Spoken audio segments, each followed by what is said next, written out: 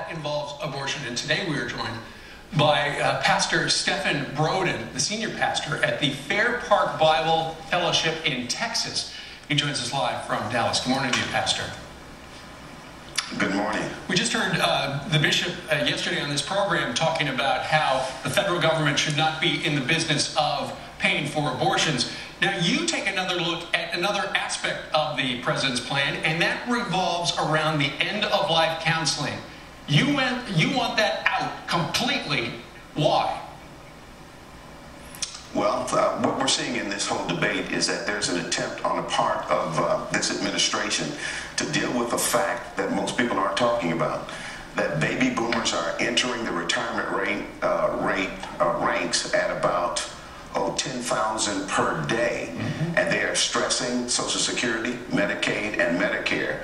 And this administration is trying to figure out how to deal with that stress, and so they're doing end-of-life counseling in order to depopulate that particular group of people.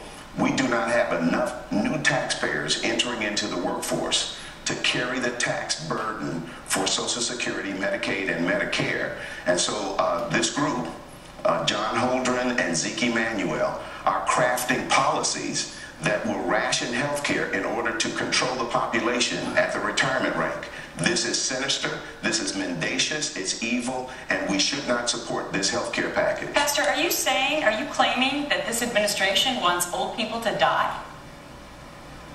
I'm claiming that John Holdren and Zeke Emanuel, who are around the president right now, have very questionable backgrounds concerning sterilization, forced abortions, and policies that are designed to control population.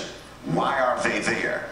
And I submit to you, they are there because they are crafting policies for rationing health care in order to control the population that is the heaviest right now in our country, which is the retirement ranks. And that is about 10,000 baby boomers a day who are retiring and entering that rank. And they're stressing out those three programs. Well, that is financially. Yeah, I mean, that is really something to think that. So when you look at the president's suggestion about these end-of-life counselors, and, you know, they have said that all they're going to do is talk about living wills and options like that. But you see it as something where it's a numbers game.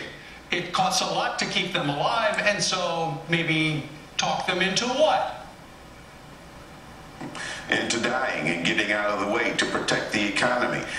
Look, we have made some bad decisions in America, one of which is that we have had 30-plus years of aborting our children. And now our labor force has been reduced as a result of that. Taxpayers are not coming into the labor force to support these programs.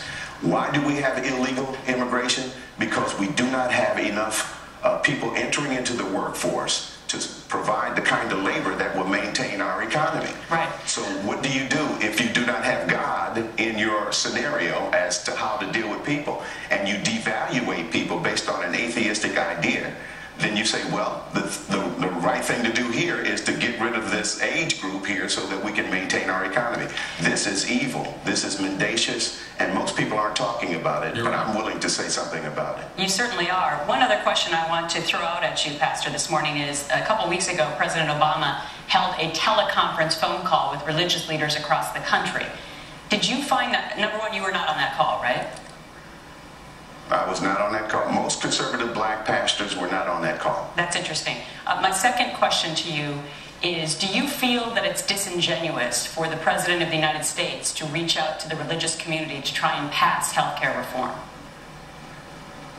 I do believe that, and I believe that the President has proven that he has been somewhat unfriendly with the Christian community in that he has passed legislation or executive orders that include abortion on demand. He's supporting embryonic stem cell research. He is doing things that are offensive to the conservative Christian mindset.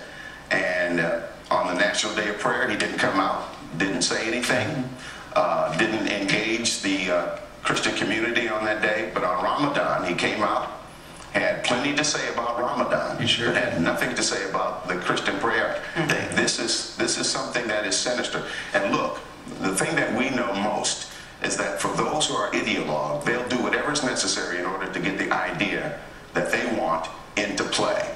And that includes being friends with people that they ordinarily wouldn't be friends with. Okay. And I'm not so comfortable with what's going on with this administration as it relates to health care, as it relates to the issue of abortion. There's something evil that's happening here, and I think Americans need to stand up, wake up, recognize what's happening, and all hands on deck. If we're going to turn this ship, if we're going to right this ship, all hands on deck. Black, white, brown. Pastor, we all need to come together and try to change the situation. We thank you so much for joining us today from Dallas to share your perspective. We thank you very much. Pastor Stephen Broden. All right.